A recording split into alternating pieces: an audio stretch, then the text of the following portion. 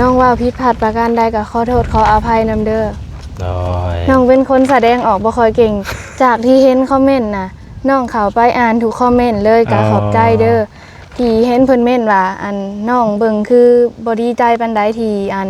ทางบ่าวแสนเพิ่นซื้อเตียงเข้ามาให้หั่นนะน้องก็ดีใจสุดๆแหละแต่ว่าน้องเป็นคนแสดงออกบ่ค่อยเก่งเป็นคนขี้อายก็สิพยายามให้หลายๆกว่านี้เด้อโดยขอบใจหลายๆโดยทางเราเพิ่นว่าอะไรจังนี้ก็ถือว่าเก่งแล้วพี่น้องเนาะมีแต่เฮาก็คอยพยายามปรับปรุงก็ขอบคุณทางผู้ใหญ่เนาะถือว่าทาง FC อะไรเนาะเดี๋ยวเพิ่นแล้วก็ขอบใจทางบ่าวแสนนำเด้อที่มาเป็นสะพานบุญให้น้องโดยร่ำรวยหังมีเด้อสุขภาพแข็งแรงมันยืนร่ำรวยเด้อขอบใจหลายๆสาธุเนาะขอบคุณทาง FC เพิ่นนำเนาะที่ว่าแนะนำเนาะอันใดที่ว่ามันบ่นั่นก็ให้เพิ่นเขียนเพิ่นแนะนำเข้ามาก็เฮาก็ขอบคุณเพิ่นบางสิ่งบางอย่างเฮาก็อาจจะบ่ฮู้เนาะน้องเนาะเพิ่นแนะนำมาเฮาก็ถือว่าได้ความรู้เฮาก็ปรับปรุงตัวไปนำก็ดีแล้วให้ผู้ใหญ่เพิ่นเนาะน้องชื่อซื่อแม่ลินดาแล้วก็เอ้ยแนวลี่แล้วก็เอ้ยแสงดาวแม่ลินดาเอ้ยแนวลี่แล้วก็เอ้ยแสงดาวเอาไปชื่อๆกันครับว่าอะไรก็มีแต่ว่าขอบคุณทั้งแม่ทั้งเอื้อยและว่าฉันก็ได้ขอบใจทางแม่ทางเอื้อยหลายๆเด้อที่เมตตาน้องกะให้เพิ่นอยู่ดีมีแห้งปรารถนาสิ่งใดก็ขอให้ได้สิ่งนั้นความเจ็บจะได้ความขายอย่ามีเด้อสุขภาพแข็งแรงกะขอบใจหลายๆถ้าอันน้อง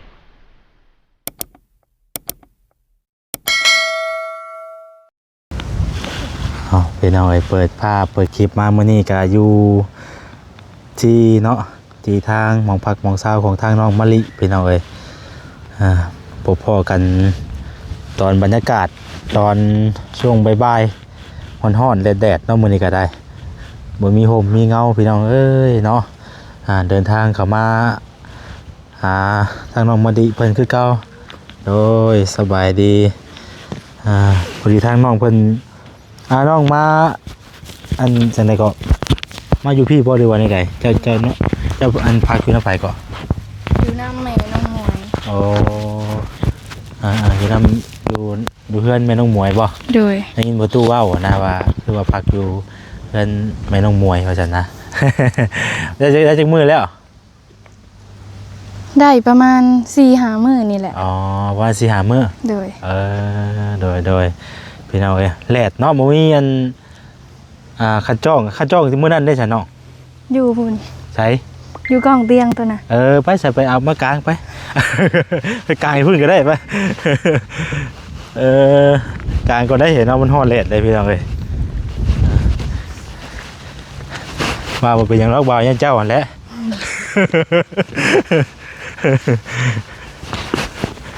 ติดเลย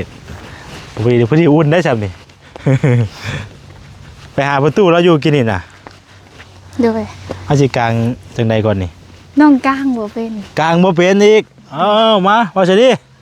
มาพี่น้องบ่ได้กลางกระทงบ่เป็นเฮ้ยเด้อว่าฉันสิกลางเบิ่งมันเป็นหมวดใดเบิ่งกันนะ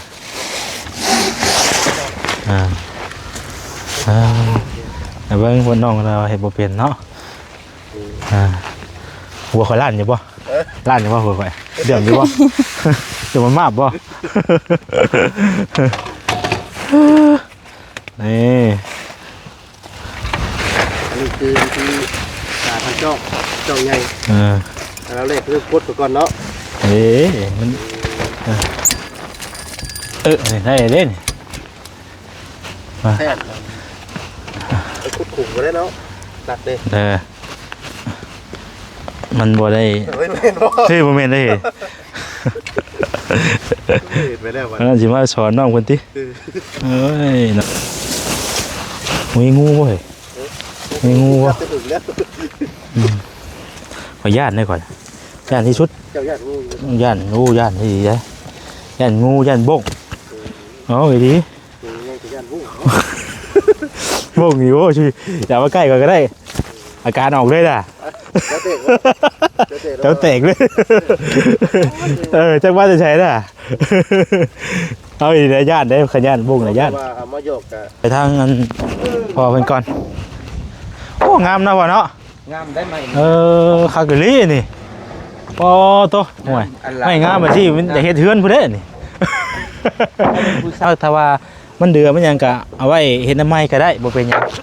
อันนี้เฮาไล่แบบว่าเฮ็ดมันจะมีเทิบทางหน้าหน่อยนึงสินะเฮาเพราะว่าเตียงเอาเลี้ยงเฮากันมันก็กว้างได้นี่ก็เนาะว่าจะดีแม่นได้มัน4หน่วยบ่4เตียงบ่เนาะเฮ็ดเตียง2หน่วยต่อห้องนึงแม่นแล้วเป็นเตียงเอาเตียงแล้วก็ตั้งเสาเห็นหลังคาเลยแม่นเห็นหมดนั่นเลยเอาเตียงมาเลี้ยงกันแล้วก็ตั้งเสาขึ้นแล้วก็เฮ็ดใช้กับเตียงเลยเอาเป็นเอาไว้เปิดภาพเปิดคลิปมาเมื่อนี้ก็อยู่ที่เนาะที่ทางหมองพักหมองเช้าของทางน้องมะลิเป็นเอาไว้พบพ่อกันตอนบรรยากาศตอนช่วงบ่ายๆร้อนๆแดดๆเนาะมื้อนี้ก็ได้บ่มีห่มมีเงาพี่น้องเอ้ยเนาะเดินทางเข้ามาหาทางน้องมะลิเพิ่นคือเก่าโดยสบายดีพอดีทางน้องเพิ่นน้องมาอันจังได๋ก็มาอยู่พี่บ่หรือว่านี่ไงเจ้าเนาะเจ้าอันพักอยู่นำไผก็อยู่น้ำแม่น้องหมวยโอ้อยู่นำอยู่เฮือนแม่น้องหมวยบ่โดยได้ยินประตูเว้านะว่าคือว่าพักอยู่เฮือนแม่น้องหมวยว่าซั่นนะ ได้จักมื้อแล้วได้ประมาณ 4-5 มื้อนี่แหละอ๋อว่า4-5มื้อโดยโดยพี่น้องเอ้ยแลดเนาะบ่มีอันคันจ้องที่มื้อนั้นได้ซั่นเนาะอยู่พุ่นใช่อยู่กองเตียงตัวน่ะไปใส่ไปเอามากางไป ไปกางให้พุ่นก็ได้ไป กางก็ได้เห็นเนาะมันฮ้อนแลดเลยพี่น้องเอ้ยว่าบ่เป็นหยังหรอกบ่าวยันเจ้าหั่นแหละ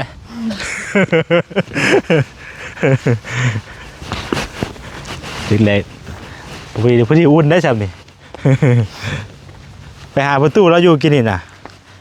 เดี๋ยวไปเอาสิกลางจังใดก่อนนี่น้องกลางบ่เป็นกลางบ่เป็นอีกมาว่าสิดิมาพี่น้องบ่ดีกลางกระทงบ่เป็นเฮ้ยเด้อว่าจะสิกลางเบิ่งมันเป็นหมวดใดเบิ่งกันนะ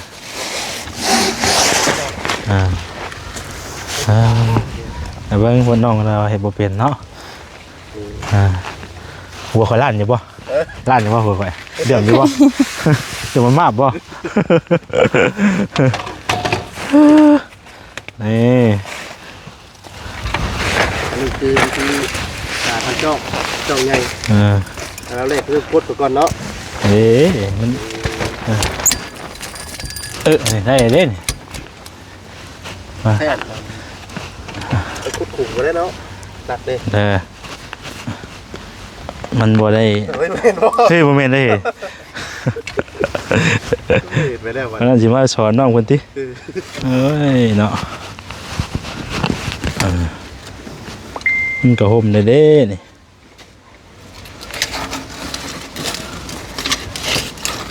นี่เด้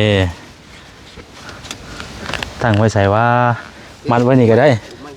นี่มัดไว้นี่ขาเตียงนี่ผู้นอกไปนั่งผู้ปัดนี่นั่งอยู่ห่มผู้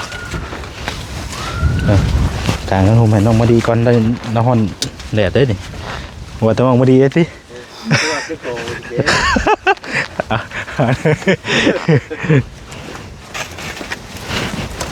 นี่มันก็ห่มนี่เนาะน้องกันนี่แหละฮอนห่มน้องกันเป็นยังไงประตูเราคือว่าบ่สบายบ่เนาะคือว่าบ่สบายแล้วว่าเห็นก็เห็นสีหน้าแล้วก็นั่นอยู่มื้อนี้คือว่าบ่สบายแล้วว่าอยากมาอยู่แล้วแต่ว่ามันแหลดมันยังแหละยันเป็นบูบสินะบูบกลางแดดเลยเนาะเฮ้ยบ่อยู่ด้วยนี่ที่ว่าเสียมัดกันโตตัวนี้ไว้นำมีงูบ่เฮ้ย มีงูบ่ จะถึงแล้ว ขอญาตได้ก่อนญาตที่สุด เจ้าญาติงูอยู่ ญาตงูญาตที่ดีเลยญาตงูญาตบกอ๋อไอ้ดี ยังจะญาติงู บกอยู่ชิอย่ามาใกล้ก่อนก็ได้อาการออกเลยนะ แล้วเตะ เจ้าเตกเลยจังว่าจะใช้น่ะเอาอีกนะญาติได้ขยันบกนะญาติ ว่าเอามาโยกกับโบเอิญชื่อเด่นก่อนจะใกล้อยู่เนาะ ญาติอยู่ญาติลงอยู่แล้ว จะลงชื่อเด่นก่อนไหม พวกมันบ่ได้ไปโรงเรียนบ่เนาะ บ่ทิศหนาพุ่นแล้วเขาโรงเรียน อ๋อ พัก โรงเรียนผักเนาะ โดย พอเป็นเซ็งบ่ โดย ให้แต่ว่าเห็นบัดนี้เนาะ ดูได้ก่อน ให้ว่าบัดนี้ว่าจะดีคักบัดนี้พี่น้องเอ้ยตัว เจ้าคือสิคักเนาะ ฮะ คือสิคัก คักอยู่เจ้าน่ะเอ้ยเจ้าได้จ้ะ นะ เจ้าได้ เจ้าได้คือสิโฮมคักเนาะ เฮ็ดได้จ้ะบัดนี้เอายังก็ยังแต่ก็ของเฮาบัดนี้เนาะ ญาติลงไป ส่งขาดจักเลยเนาะ กับปีกเจ้าน่ะมันพอเด็ดแต่มันเดิมได้บ่เสีย มาข่อยจับเองก็ได้มาเป็นหยังหรอกมา ฮะ ข่อยกระบาบเจ้าได้ ไปยี่สิบ ตัวไหนส่งขาดได้จังหน่อยนี่ได้เบิ่งคักเด้อต้องเอาคนตีเนาะ เดี๋ยวมันเลิกไหม ต้องเอาคนตีอันมาตอกดำอีกนี่มันสิก่อส่งเฮาได้นี่นะ มีวะ บ่มีเด้นี่เนาะอันนั้นพอดีบ่าวสั่งไม้มาหน่อยมื้อนี้ โดย สั่งไม้48น่ะมาแล้วก็ไปบอกทางบ่ตู้เจ้าแล้วเมื่อกี้นี่นะว่าลูกสิสั่งไม้เข้าไปเด้อไม้18 35โตพี่น้องเอ้ยเนาะแต่ว่าเราว่าสิออกมาประมาณช่วงไหนก็แรงๆนิดนึงแล้วว่ะ โดย ตอนแรงสิออกมาเพราะว่าตอนนี้ก็เป็นวิ่งแล้วว่ะ เห็นแล้วสิไปกำลังเตรียมไปสิตักน้ำตั้งอย่างอยู่ โดย แล้วย้อนวันพอดีบ่เนาะ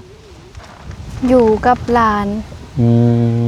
ลูกเอื้อยนะ อยู่กับลาน โดย หมายคือเจ้านี่เจ้านอนอยู่ใช้จะเป็นรักๆแต่เก่านะ แต่เก่ากะมันบ่ค่อยแบบอยู่เป็นอันนั้นนะ บางทีก็นอนเฮือนนาบ่าวก็คือไปซอยเวียงหั่นแหละแล้วเวียงน้ำนาบ่าวแล้วก็ออกมานอนเฮือนพ่อเฒ่า อ๋อ แต่วันนี้ก็มานอนอยู่เฮือนน้องมวย นี่แหละสิเป็นเนาะเพราะว่าเฮาบ่มีเฮือนแบบว่าเป็นรักเป็นแรงเนาะ โดย ก็เลยไปนอนพักหม้องนั้นพักหม้องนี้พี่น้องเอ้ยคันว่าสิชาวบ้านบอกวันพักนอนก็บ่ไหวเลยเนาะ เพราะว่ามันหน่วยเดือนหนึงมันเท่าไหร่พี่น้องเอ้ยมันก็แพงมันบ่ได้เนาะเฮาก็บ่ได้เฮ็ดเวียกหยังจะบ่ได้ไปเฮ็ดเวียกบ่ซะช่วย บ่ บ่ได้ไปติ โดย บ่ได้ไปแตะดนนะบ่เนาะ ก็โดนเติบแล้ว บ่ได้ไปโดนเตือนเขาว่าไปเพิ่นก็ให้เฮาได้จ้ะครับว่าเฮาไปซอยเวียกเขาอยากเพิ่น ก็มีแต่กินข้าวน้ำซื่อ มีแต่ไปซอยเวียกเพิ่นซื่อๆเนาะ ๆโดย อันดูนี่ได้เจ้าเฮ็ดหยังจ้ะดูน้องมวยนี่ มีแต่เฮ็ดเวียงเฮือนซอยเพิ่นล้างถ้วยนึ่งข้าว วันแรกก็มาพักอยู่น้องมวยนี่ก่อนเนาะ โดย เพราะว่าสามได้เฮ็ดหม่องอยู่หม่องเช้าพี่น้องเอ้ยทางเบาก็ไปทางนั้นทางนี้แน่เนาะก็เลยบ่ได้ เข้ามาว่าสิสั่งไม้มาให้มื้อใดก็บ่ได้เข้ามาพี่น้องเอ้ยมีแต่มื้อนี้แหละสั่งเข้ามาแล้วก็ได้ยินประตูแล้วว่าคันว่ามีไม้มีหยังแล้วก็สิเริ่มเฮ็ดเลยแล้วว่านะ โดย จะเบิ่งนำประตูแล้วคันคือว่าเพิ่นมาเฮ็ดมาหยังก็จับไม้ซบตอกได้ซอยเพิ่น โดย ก็สิเฮ็ดลักษณะแบบนี้แหละพี่น้องเนาะทรงมันน่ะนะแต่ว่าเฮาสิเฮ็ดมาเฮ็ดไปตามเตียงนี้เฮ็ดไปตามเตียงนี่เอาเตียงมาเรียงเข้ากันแล้วก็เฮ็ดไปตามเตียงนี้กว้างๆของหยังมันก็ได้ตามซ้ำเตียงนี่แหละ โดย กว้างๆยาวก็ได้ซ้ำเตียง2หน่วยนี้พี่น้องเอ้ยแล้วก็เฮ็ดให้เพิ่นเฮ็ดโครงคือว่าพี่น้องเอ้ยคือว่ามีแต่บ่แซนก็เอางบไว้ซื้อเครื่องที่หยังมาให้สินะคือค่าสร้างค่าหยังก็คือเฮาสิจ้างสร้างหยังมาเฮ็ดก็ยันมันบ่ซื้องบซื้อเครื่องมันบ่พอสินะเนาะ โดย ทางสังกะสีเฮาก็เก็บเงินไว้ซื้อสังกะสีนั่นนี่แน่มาให้สินะกับเบิ่งก่อนพี่น้องเอ้ยเนาะแต่ว่าบ่แซนสิให้เพิ่นเฮ็ดแบบนี้เฮ็ดให้เพิ่นเฮ็ดแบบนี้มันมีเทิบมาอีกนำเฮ็ดหมดนี้แต่ว่าก็ออกมาจาก2เสาแล้วก็สังกะสีประมาณ8ฟุตเนี่ยนะพอได้ เอาเตียงเอาหยังไปนั่งอยู่หั่นนะ โดย แต่เฮาสิเฮ็ดแบบเงิดสิได้บ่มีอันว่าหมองอีก2เสาก็มันก็บ่นั่นนะบ่ได้นั่งเล่นนั่งหยังนั่นแหละ โดย เห็นไหมเห็นพอได้อยู่ได้เศร้าไปก่อนเนาะคือเลยถือว่าบ่ได้มีภัยเข้ามาหาเจ้าบ่ช่วงนี้เดี๋ยวนี้นะ บ่ บอลี่ด้วยจ้ะ เบาลีก็บ่ได้เห็นเพิ่นตั้งแต่โดนแล้ว บอลี่เพิ่นก็บ่ได้มาเลยเนาะ โดย ตั้งแต่ซื้อดินเพิ่นบ่เนาะ แม่น ตั้งแต่ซื้อดินเพิ่นก็บ่ได้เข้ามาเลยเนาะ โดย คือว่าได้เพิ่นก็ยังบ่มีงบแล้วก็ยังบ่ทันได้มีเวียกหยังหรือว่าเพิ่นก็มีทางอื่นทางไกลไปเนาะเพิ่นก็ยังบ่ได้เข้ามาไปแล้วเลยมีแต่บ่ได้เพิ่นมีโอกาสแล้วเพิ่นก็จะเข้ามาหากได้ยินเพิ่นเว้าอยู่ว่าถ้ามีโอกาสสิเข้ามาดินแวะดินน้ำน้องเพิ่นอยู่ว่าซั่นนะ โดย เพราะว่าที่ทางเพิ่นก็ซื้อล้นเติบเลยแหละเนาะ โดย ซื้อที่แล้วตั้งแต่โดนๆอะไรไปแล้วเลยอันอ้อมตะนางนี่จ้ะอ้อมตะนางนี่เจ้าก็ซอยประตูอยู่บ่ โดยกามาซอยแล้วอยู่ จักมือแล้วเลยเนาะเฮ็ดจัก ประ มื มาณ2 มื้อ 3 มื้อ อ๋อ2-3มื้อบ่ โดย อ๋อไป2-3มื้อเพราะว่าเฮาอ้อมแต่3ล้านเนาะ โดย 3ล้านแล้วก็ทั้งนั้นเป็นทั้งสะพลเพิ่นนั่นเด้อแล้วปลูกยังไงมื้อน่ะปลูกต้นหยังนำแน่ ปลูกต้นมะม่วง อันนั้นก็แม่นบ่อันนี้นี่ แม่น อ๋อ เอางาไม้บางไว้ โอ้เฮ็ดเป็นโฮมบนบ่ โดย เฮ็ดเป็นโฮมแหลดเนาะ โดย เออ แดดมันเผามันไหม้เบิด บ่คือยามฝนเนาะ โดย อันยามฝนน่ะเฮาปลูกเครื่องปลูกผักอันนี้ก็มันก็จะยั่งอยู่พี่น้องเฮาบ่รดน้ำเพราะหยังมันก็อากาศมันก็สิบ่แบบนี้อะนะ โดย อากาศยามฝนนะมันก็สิสดชื่นกว่านี้อยู่เวลามันก็ดินมันซุ่มเด้คือยามนี้มันต้องได้รดน้ำตลอดเลยเนาะ โดย รดน้ำตลอดพี่น้องเอ้ยกินข้าวกินน้ำแล้วบ่มื้อนี้ กินแล้ว ได้หยังกิน แม่นอันเมื่อไว้ซื้ออันออมขี้เล็กแล้วก็ลาบไก่แล้วก็ขัวไอ้หยังก็บ่ฮู้ เป็นมีภายในอยู่เฮือนเพิ่นน่ะมีแต่น้องหมวยกับแม่น่ะบ่ โดย ไผชาอันที่ว่าเบาเห็นมื้อนั้นเพิ่นมื้อเอาตะนางไปฝากไว้น่ะแล้วเพิ่นมาแต่ไสซะนะ น้องบ่ฮู้มื้อนั้นน้องบ่ได้มา เพิ่นมาบ่ โดย น้องหมวยเพิ่นก็ยังเฮียนอยู่พี่น้องเอ้ยเนาะเพิ่นเฮียนพอหยังไอ้มอหยังก็ ม แต่ก่อนเจ้าก็เฮียนนํกันบ่เนาะ .4 เคยเรียนนำกันอยู่อุดมวิไล อุดมวิไล โดย เจ้าฮอดมอใด น้องฮอดม ม4เรียนฮอดม4แล้วออกไปนี่ .4 โดยเข้าแบบว่าเข้าม.4 บ่ฮอดทิศแล้วก็ออก บ่ทันจบม.4 ว่าในจบม4ซ้ํเนาะ โดย แต่ออกก่อน โดย มีความจำเป็นบ่ออกตอนน่ะหรือว่าใด ก็มีความจำเป็นอยู่ก็ออกมาหาเงินซอยพ่อเฒ่าตอนน่ะก็ไปเฮ็ดเวียกอยู่โรงงานออกมาแหละ โอ้โหโรงงานนี่หยังก็ ตัดยิบ ตัดยิบอยู่สวรรค์ที่เพิ่นประกาศนี่บ่เป็นจังได๋ฮะอันงานตัดยิบก็โอเคอยู่บ่เฮาไป ก็โอเคอยู่ อืม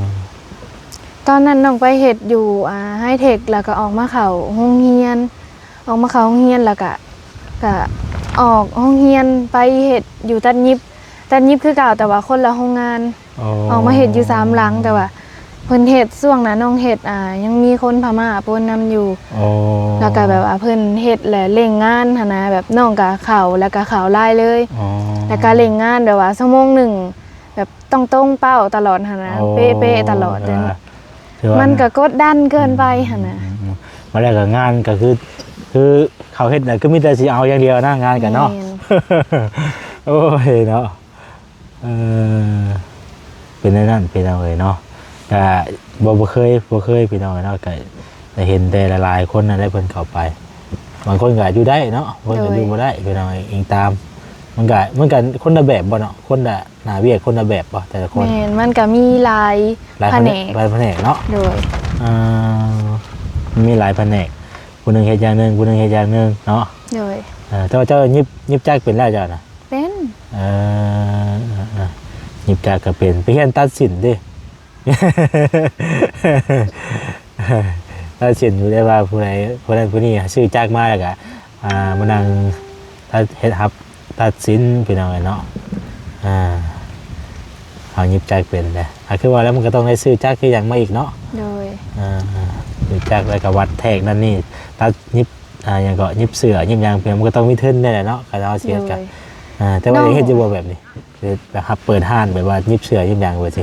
น้องยังบ่ได้ขนาดนั้นแบบว่าเฮ็ดในห้องงานน่ะมันก็มีขั้นตอนไผขั้นตอนลาวหั่นนะเฮาเฮ็ดเป็นอันเป็นที่ละอย่างไปเป็นอย่างก็เขาเดินเป็นแผนกเนาะ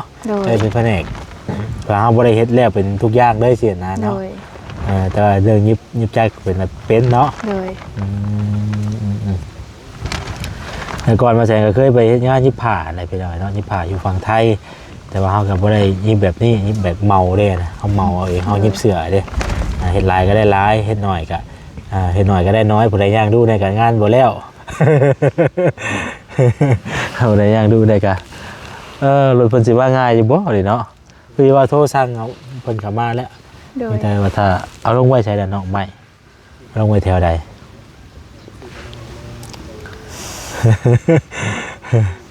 ไว้แถวทั้งขางหัวนะกันเพราะว่าจุดกินประตูเราจะเห็นจุดนี้เนาะโดยให้จุดนี้หรือว่าไว้แถวนี้บ่แถวนี้ก็ได้เนาะโดยแถวบริเวณนี้แถวนี้พี่น้อยอันนี้ประตูเราว่าอยู่เฮ็ดอยู่แถวนี้นะทางแปลนไปเลยพี่น้อยยังเป็นบางต้นเนาะบางทีประตูเราจงไว้ได้เป็นต้นเป็นยังไงสิไว้ห่มก้อนแล้วกวงได้พี่น้อยเนาะก็ลืมแต่ว่าจักแมทคูณจักแมทแหละเพราะว่าลืมแล้วว่าแซนก็ได้ไล่แล้วบ่ใบแต่ดินเนาะยังบ่ทันได้ยังบ่ทันได้บ่โดยเขาต้องไอ้จังไหนเขาต้องไปถามแล้วก่อนได้เนาะโดยน้ำจะเข้ามาเห็นแล้วก็ถามเบิ้งเด้อไอโซนะถามนะเบิ้งน้องบ่สูเห็นบ่เคยเห็นว่าเขาต้องถามไว้ได้น้องให้บางเทื่อมันเพิ่นเฮ็ดแล้วบ่หรือว่าจังได๋สินะเพราะว่าดินเฮาซื้อเป็นซื้อไปอย่างเฮาแหละเขาว่ามันออกแล้วก็เฮาก็เอามาไว้สินะแต่ว่าไว้แต่ดินอยู่เฮามันก็สิใครแน่พี่น้องญาติมันไปอยู่น้ำเพิ่นสินะเฮาก็เอามาไว้ถามเพิ่นเบิ่งว่าได้แล้วบ่ไว้ใต้ดินนั่นนี่สินะเฮาก็ถามเพิ่นเบิ่งอันนี้เพราะมันโดนเนาะมันก็พอออกแล้วโดยมันก็เอาเนื้อต้องมวยได้จะได้เบิดแล้วบ่โดยได้แล้วต้องถามได้พี่น้องเนาะต้องใช้ถามให้ประตูถามก็ได้กันคือเจ้าบ่แล้วเพิ่นจักอยู่บ่รู้จักอยู่บ่อันไอโซเคยเห็นแต่ตอนอันมาซื้อดินนะซื้อดินนั่นเนาะโดยต้องไปถามเพิ่นอีกนึงพี่น้องเฮาก็อยากเอามาไว้เนาะโดยเอาไว้แต่ดินอยู่น้ำเพลินอยู่คือเราเลยมันก็ยังบุคคลคนได้ทำอะไรเขาก็เอามาไว้ไปถล่มตะดินแต่ก่อนนะทางพระอาจารย์มันก็ซื้อไว้เป็นซื้อวอลแซนนั่นแหละพี่เราแล้วพอดินตัวนี้มันว่างเลยแล้วก็ยังบุคคลได้มีไผซื้อเอาตอนน่ะเห็นว่ามันกว้างมันยังไงก็เลยซื้อไว้ซื้อไว้นะวันนี้พอได้ยินทางบอดี้ถามตอนนั้นก็เลยมาปรึกษากันเป็นอะไรนะทางพระอาจารย์เพิ่นก็ว่าสิขายให้เสียนะแล้วก็มาขายบอดี้แล้วก็ทางบอดี้มอบให้น้องบอดี้ต่อมีแต่ถ่านั่นก่อนเนาะน้องเนาะถ่ารถมาก่อนเนาะ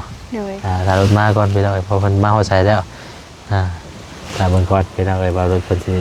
มาแล้วบ่เตรียมไม้ขึ้นแล้วบ่ถือว่าจังได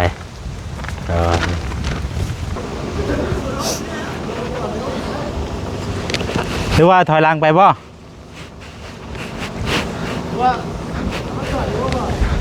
เอาลงมอนี่ก็ได้บ่เอาลงมอนี่ก็ได้นี่เอาลงมอนี่ก็ได้เข้าบ่ได้เด้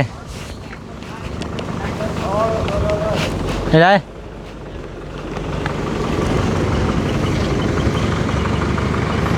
พี่น้องเนาะรถมันมาแล้วพี่น้องเลยรถใหม่เนาะ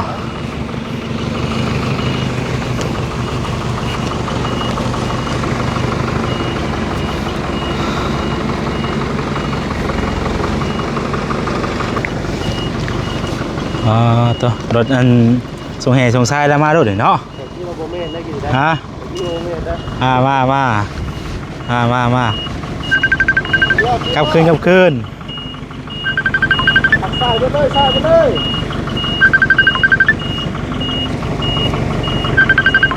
พ่อ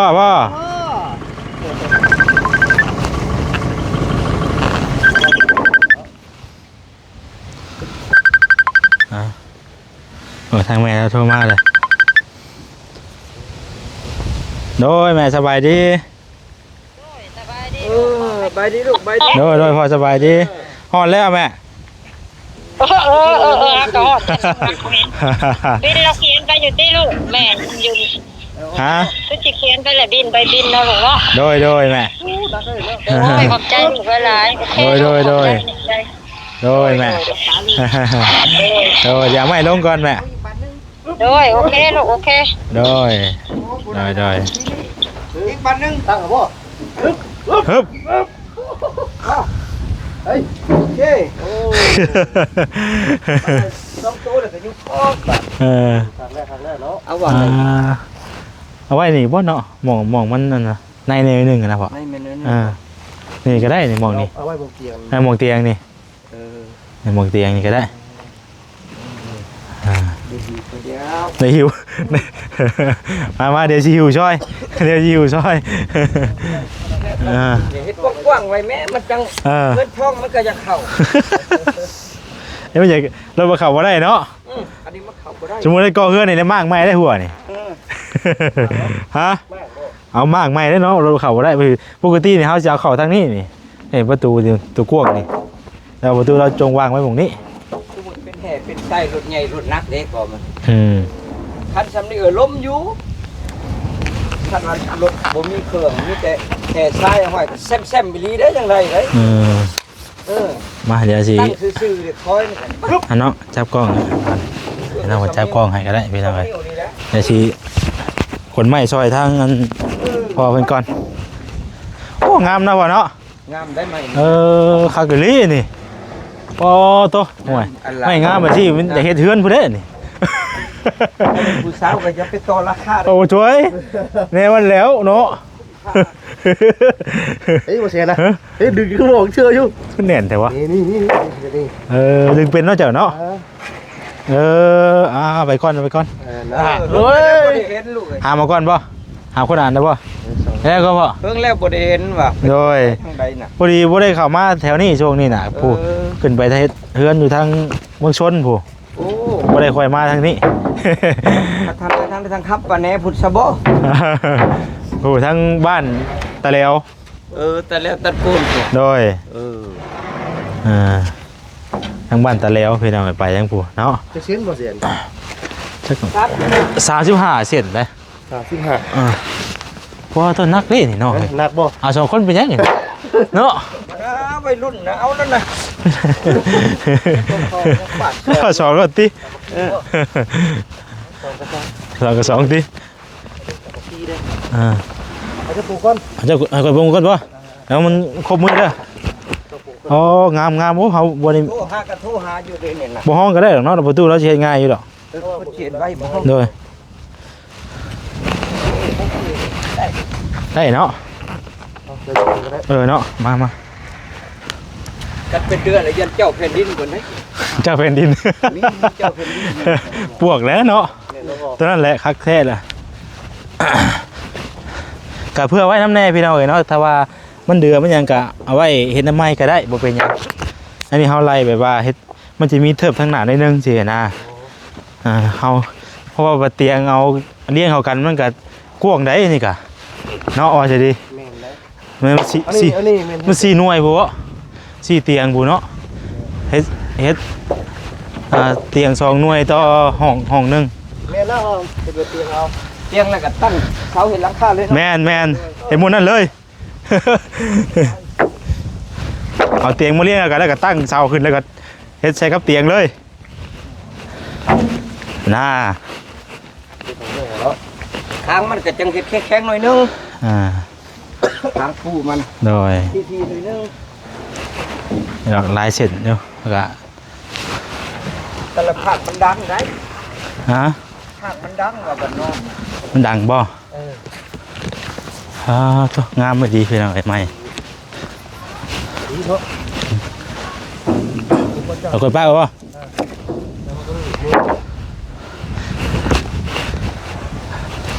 โอ้ต้นหมกเผาวตัวเราปลูกต้นหมกเผาวไว้เนาะเอ๊ะ ไงนี่เนาะปิดหรือบ่ปิดแล้วปิดแล้ว ข่อยจะกินต่อเจ้าใดๆเนาะ เพราะว่าแต่เพิ่นมาปลูกมันก็เป็นประชันอยู่แล้วนะ ต้องถาม เออ ต้องตอบเจ้าที่ไหนที่แล้วบ่จะตอบที่แล้ว มือ เหี่ยวเลยสิมันบ่เหี่ยวเลย คำว่ามื่นกับคำว่าเบิ่งก้อนคำว่านั่นก็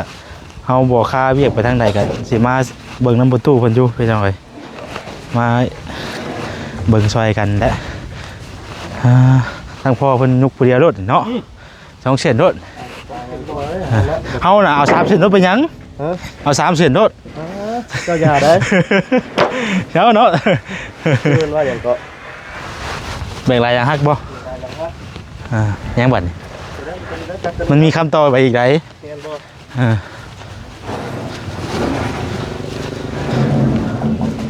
นี่ยบัดนี้คุณนึงได้ปะย่อได้บัด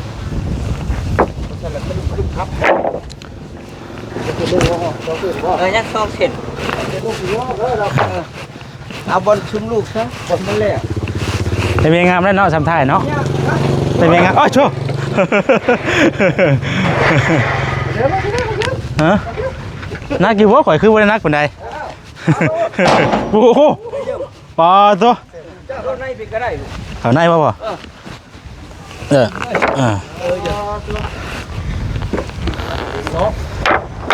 นี่ โอเค เอานับขึ้นลูก นำคืนโอ้ยครบเลยแล้วเนาะเฮ้ยเอาแล้วกันเรืออยู่ เอาเพื่อนน่ะ ไปบิน ต้องทำรังเลยฮะ เอาบินบ่ มีบ่มีบินอยู่บ่ มีอยู่แม่เสีย มาบินมาก็ได้ พ่อก็ทันได้ใส่นะสบายดีเด้อเนาะ สบายดีพี่น้อง สบายดีน้องเด้อ แหน่น้องเนาะเป็นตะกล้องให้ จ้างมาเท่าไรตักมือกล้องกัน บ้าเนาะบ่มีไหนขนมก็บ่ได้ซื้อมาครับ ตกใจเด้อกับพ่อได้เนาะ นี่น่ะ เลยละจ้าง ไม่บักลายนึง แม่ว่าราคาเท่าไหร่ เพิ่น80บ่พ่อ 80บ่หรือว่าโทรถามแม่ก่อนบ่ 80ไม่รวมคันไม่ย่างหันตัวนึง90 โอ้มันยัง90อันนี้ไม่รวมพี่น้องเพราะว่าเฮาเฮ็ดก็ยังแบบว่าบ่ได้ว่านั่นอยู่นะก็แต่มันก็ดีอยู่มันแห้งไงเด้ไม่มันแห้งเลยบ่เป็นหยังถ้าว่าไม่บ่แห้งน่ะมันอีกนึง มันสิหาวบ่ โทรศัพท์บ่พ่อ พอละใส่มันสมองได้ เห็นว่าจะว่าใช้เครื่องคิดได้เลขคอมพิวเตอร์นะแต่ข้าวเฮียนน่ะใช้แต่แบบซี่ก็เลยลืมแบบซี่เลยข่อยก็ได้ แม่นบ่ โอ้โจ แม่นบ่2ล้าน8 35เนาะ 40 38 44 35คูณ8 2ล้าน8 ถูกต้อง 2ล้าน8 นักเรียนเก่า เนาะว่าเนี่ยว่าที่ว่าตัวเราต้องเป็นมันสมองไรเด้คือเราเนี่ยบ่เป็นเลย แล้วเงินมาใช้กันแนวอะไรคือกันนี่ อันน่ะเก่งเงินว่า เอาด้วยข่อยไล่ก่อนแล้วแต่ว่า เราได้ตอนสร้าง มันเป็นยังว่าก่อนไปก่อนแล้วที ให้พอเรานับเบิ่งก่อนก็ได้เนาะ ที่พอยังออก 1 2 3 4 5 6 7 8นี่2ล้านนะครับนับเบิ่งก่อนก็ได้เด้อบางทีมันดุดมันยังออกได้จ้ะเนาะ นี่เดี๋ยวนี้ดึงพิษมันหูจังไหนเนาะ ส่งแห่ส่งไส้กันบ่พอมันจะส่งแห่ส่งไส้บ่ เก่าบ่ได้ส่งแล้วดินี่ คือรถหนึ่งนี่สาเหตุรถหนึ่งนี่รถอะไรผม แม่เลยลูก2ล้าน8ชายหล่นหนึ่งนี่มาตกพี่บ่แม่น6ล้าน600,000บ่ 600,000บ่คือพี่บ่ค่อยแพงปานใดบ่คือทางบ้านเฮาบ้านเฮามันจะใช้มันยังล้านปลายนะ มันไกล มาส่งต่ออีกเนาะ ใช้ซิมันก็เฮ็ดบ่ได้มันบ่ละเอียดบัดนี้ต้องใช้ของไกลไปหนาก็แห้งแพง โดย บ่คืออันนั้น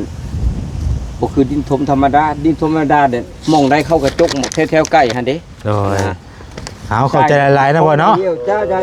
โดยมีอย่างในลูกโทรหาอีกเด้อ จ้า โดยขอบใจหลายโชคดีปีใหม่พ่อเอ้ย ย้อนหลังปีใหม่ใจ เป็นที่เรียบร้อยพี่น้องเนาะไม่35ตัวละ80พอดีรวมทั้งหมดนะ จับให้ก็ได้ 2,800,000ป้าไปนั่งอยู่ผมพูดเอ้าหงายท้องแล้วบาทนี่เดี๋ยวเอาเลยตะปูก่อน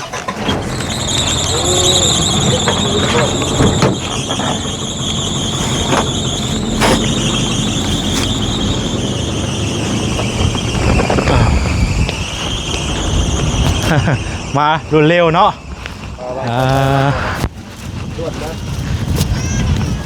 จักสิพ่อเดี๋ยวพ่อพูดเนาะแต่ว่าเขาเก็บเบิ่งก่อนเนาะพ่อก็ยังซื้อไหมอย่างละ2 โลเลยต่อเบิ่งก่อนเนาะไอ้คันผมห้องหงายท้องได้ไหมมันต้องได้ไหนนี่มันใหม่ก็ได้มันลมเด้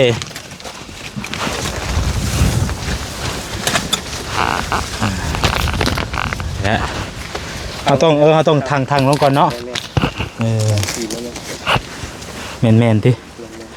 โดยใช่หรอเจ้า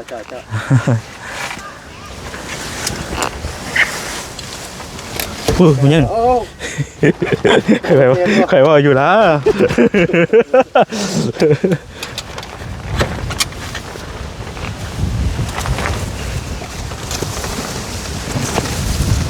ก็ไปให้มันล่มน้ำมัดก็ได้มาเป็นอยู่กลางเลยหมอแล้วมันนี่ใส่ว่ามันคัดกันกับตัวนี้ดิจังหวะที่ว่ามามัดเองใช่ไหมไม่ได้ไปเล่นได้ป่ะ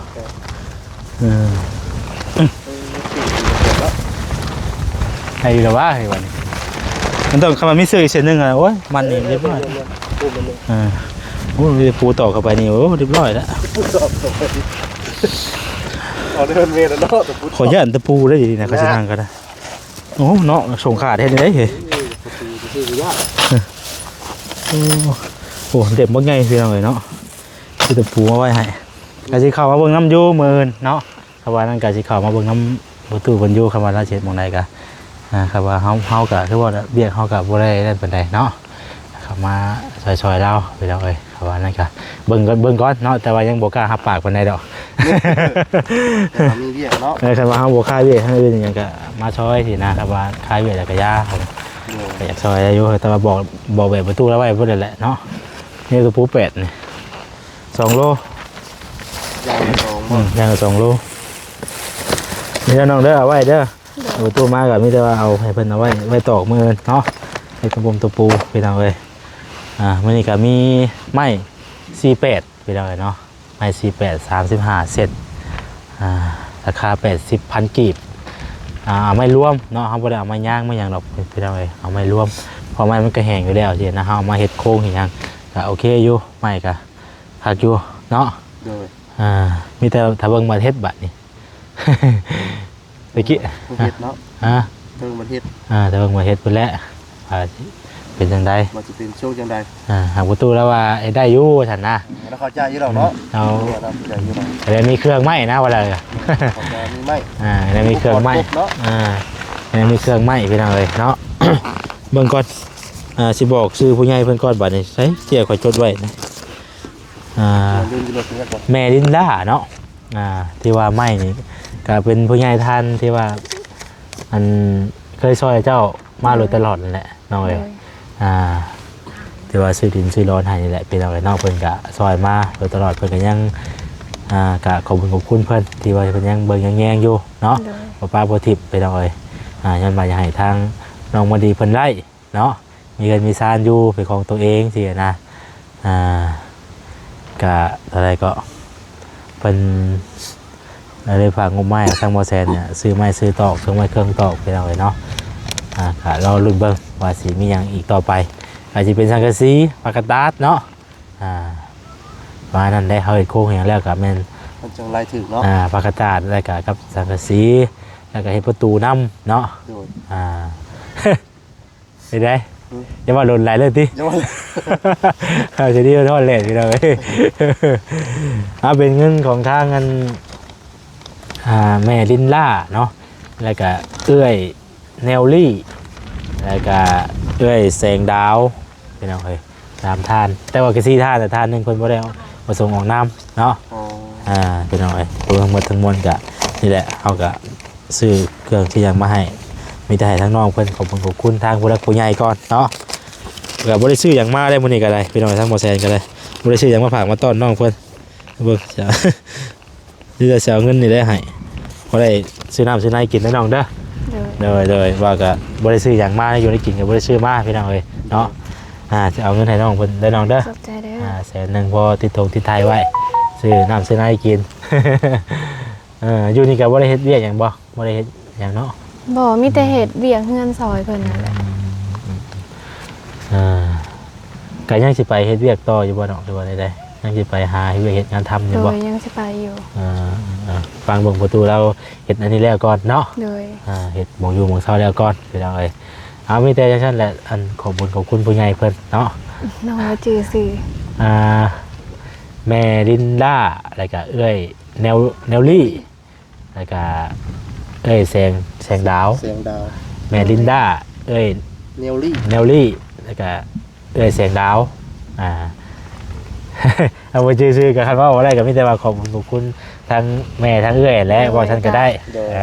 ขอบใจทางแม่ทางเอื้อยหลายๆเด้อที่เมตตาน้องกะให้เพิ่นอยู่ดีมีแฮงปรารถนาสิ่งใดก็ขอให้ได้สิ่งนั้นความเจ็บจะได้ความไขอย่ามีเด้อ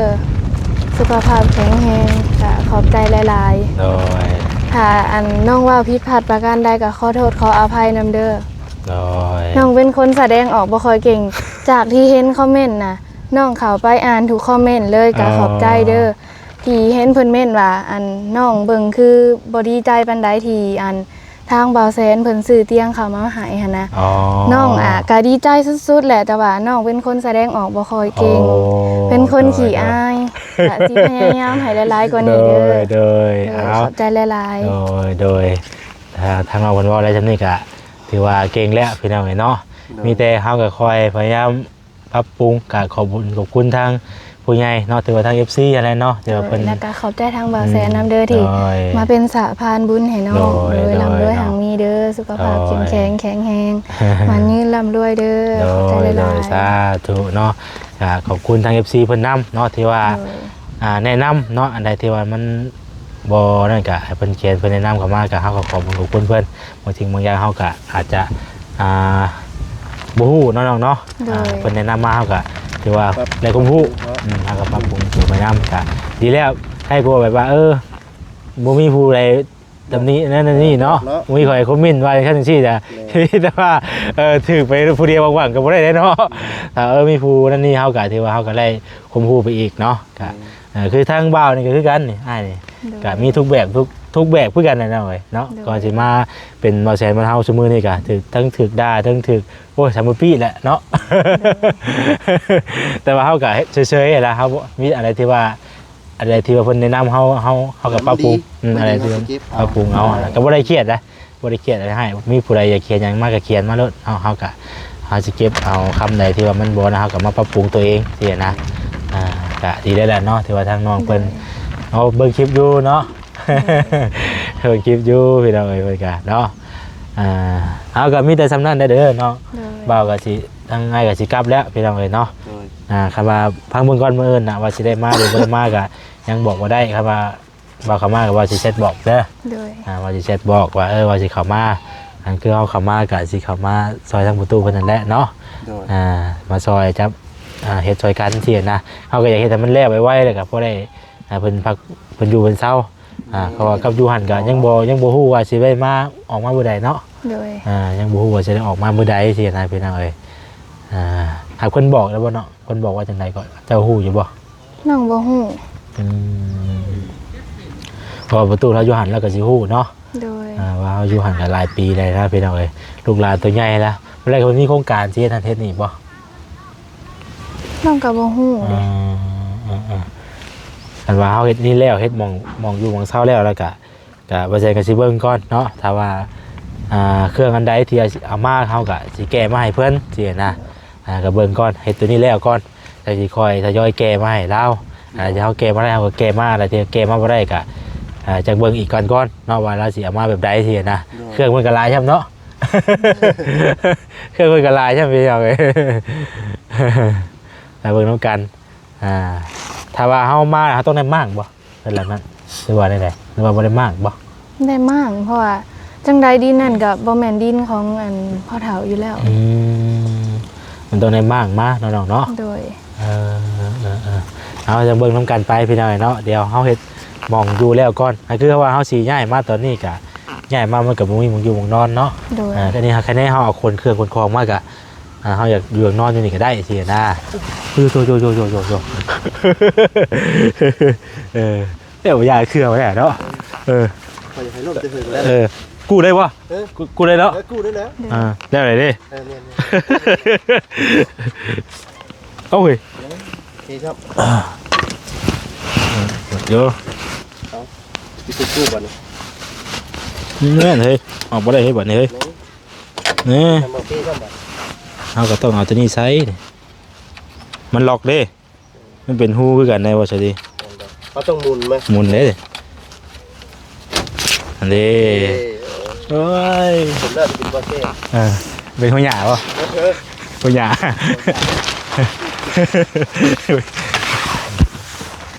เอาตะภูมิใจที่ได้เป็นงาน หัวหยาไม่ได้พี่น้องพังกับข้างด้วยพี่น้องเลยหัวหยา หัวหน้าเลยที่ หัวหยานะหัวหยาที่ว่าหยา โอ้ดีได้ไม่เป็นงานป่าได้ มีข่าวก็หยอกกันในชื่อเด้อพี่น้องเลยเนาะว่าให้น้องมาดีเพิ่นยิ้มเพิ่นหัวแล้วเนาะ แต่มันกล้าแสดงออกเข้านะ กล้าได้บัดคือว่ามามื้อนี้ก็ถือว่าต่างเก่าอยู่เนาะต่างเก่าจากที่ผ่านมาอยู่เดี๋ยวว่าประตูอยู่แล้วบ่กล้าเว้าว่าจัก เนาะเอาท่านน้องเด้อโดยเอาสบายดีเด้อน้องเด้อโดยไปพี่น้องเนาะมีแต่ว่าทางบ่แสนจักโตจบคลิปไว้ซ้ำนี่เด้อพี่น้องเด้อพบพอกันใหม่เนาะมีพลาดประการใดก็ขอโทษขออภัยขอบคุณขอบคุณทางผู้รักผู้ใหญ่ใจบุญเบิดทุกคนที่เข้ามาและติดตามรับชมรับฟังเนาะคลิปบ่แสนพี่น้องประตูเราจะออกมาตอนแรงๆเนาะไปครับก่อนพี่น้องถือว่าน้องมาดีเพิ่นมื้อนี้ก็ถือว่าเราบ่ได้เนาะเดี๋ยวว่า หัวที่ กล้าว่ากล้าแสดงออกผู้เก่าอยู่ถ้าเป็นที่ว่าเราบ่ปากบ่ว่าก็ยังเราเป็นคนขี้อายเนาะเป็นคนขี้อาย แต่คนนั่นเนาะใช่บ่ได้ก็ใช้ชีวิตให้ได้พี่น้องก็พยายามเราเหมือนกับพยายามปรับปรุงไปก็เดี๋ยวจะเรื่องเองหรอกว่า เดี๋ยวน้องมันก็จะเรื่องเองพี่น้องไปเลยเนาะเอาลำลาไปก่อนพี่น้องเดี๋ยววันนี้เพื่อนกันน้องเพื่อนกันกล้าว่ากล้าแสดงออกกูเก่าคือวันนี้เนาะติดตามบนน้ำกันแต่ว่าทานใดเพื่อนอยากสดอยากซอยเนาะทางน้องมาดีก็ยินดีเด้อพี่น้องเด้อเนาะยินดีเป็นสะพานบุญให้พี่น้องเพื่อนนี่แหละมองยึดมองอยู่มองเศร้าให้เพื่อนนี่แหละจังไรก็ได้เนาะเอาลำลาไปก่อนพี่น้องเนาะสบายดีเด้อขอบคุณทางผู้รักผู้ใหญ่เป็นพร้อมเด้อแม่ลินล่าเนลลี่เสียงดาวเนาะโดยสบายดี